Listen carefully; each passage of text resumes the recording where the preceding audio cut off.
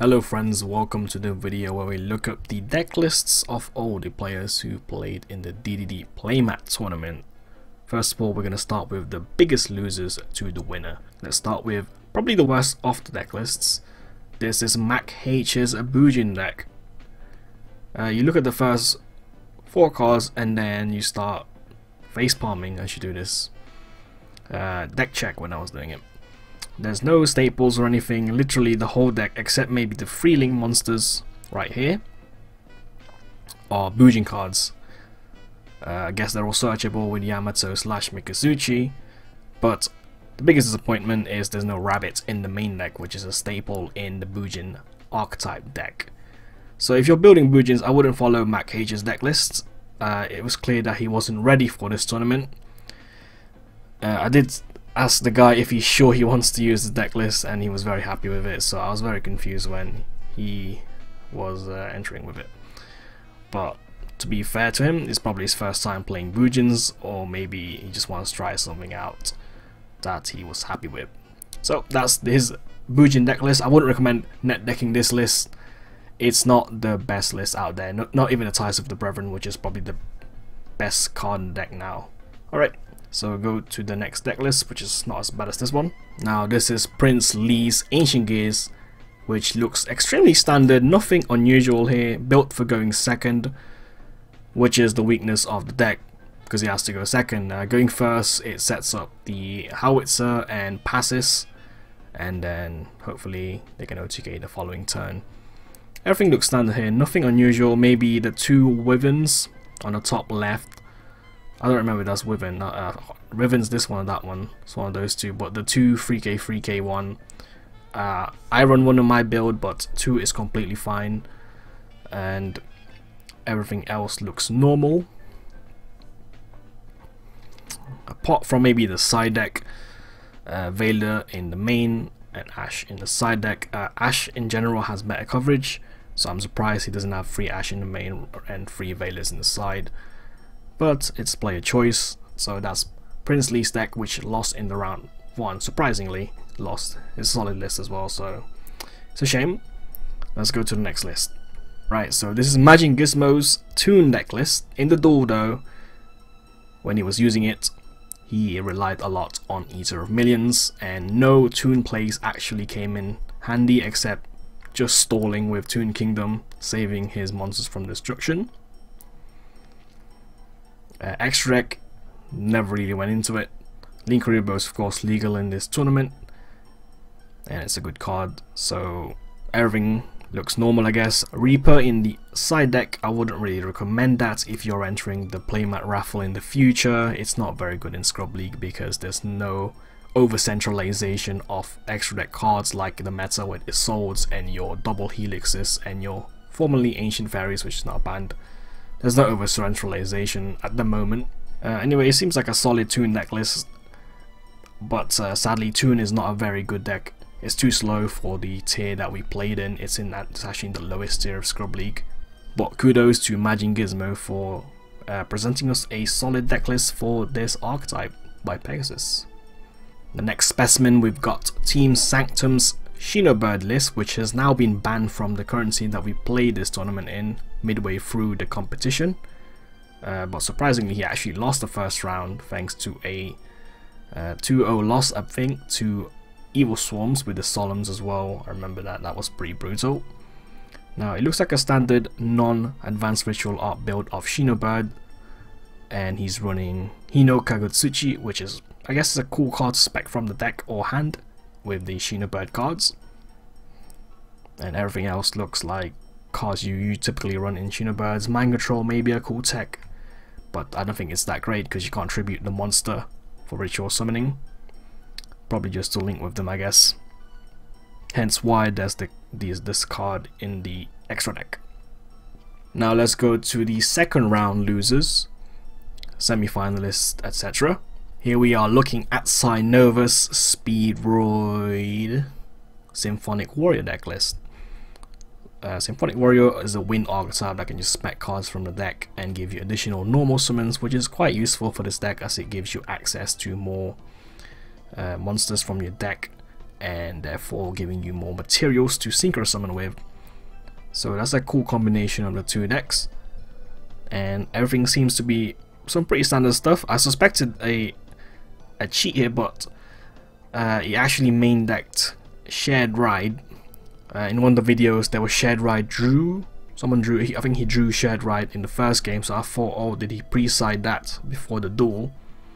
But alas, he did not. He actually main decked it, so that's a weird card to main deck though actually. Usually you'll side that card, but he opted into main deck Shared Ride. Everything else looks pretty standard. The Solemn Brigade is there, Triple Desires, Soul Charge Reborn, Raigeki, etc. Okay, yeah, same. So this is the second round build, which he basically just took out the Cleave Geniuses for Blade Flies and also adding Impermanences instead of, what did he take out? He took out Storming Mirror Forces for Impermanence and put the Storming Mirror Forces to the side deck instead. So this is the Flames of Destruction update build of his Speedroid Symphonics. A pretty good build, honestly. Right, the next deck list we got Craig and his Evilswarms. Now this deck was a disappointment because I believe he had opportunities to go into rank 4s in his semi-final duel, but he did not go into any rank 4s, he just made Ophions. And this deck list shows that he actually may have not thought out well a plan to out certain cards. I think 3 Steel Swarm Origins not necessary here, maybe 2 or 1. Firewall Dragon also not very good in this deck list. Could have taken that for like a Castel, Bagooska, Tornado Dragon, like some generic rank 4s, because of course Evilswarms can rank 4 quite easily with their monsters. 2 Steel Swarm Cells actually. I think he runs this to make this guy and Linkuriboh much easier. So you could go with Linkuriboh and then Ophion combo, etc. Triple Torrential in the main deck. Torrential is very good with Steel Swarm Origin. So yeah, that's a pretty standard Evilswarm list, apart from the extra deck which is Ruin, and he also had no side deck, so it shows that he's actually not that ready for this tournament. Now for the finalists Pool B, I think this is a very similar deck list to what he showed us previously, but this is his Felgrand Galaxies, mainly Galaxies, but it relies a lot on the Brilliant Fusion combo to go off.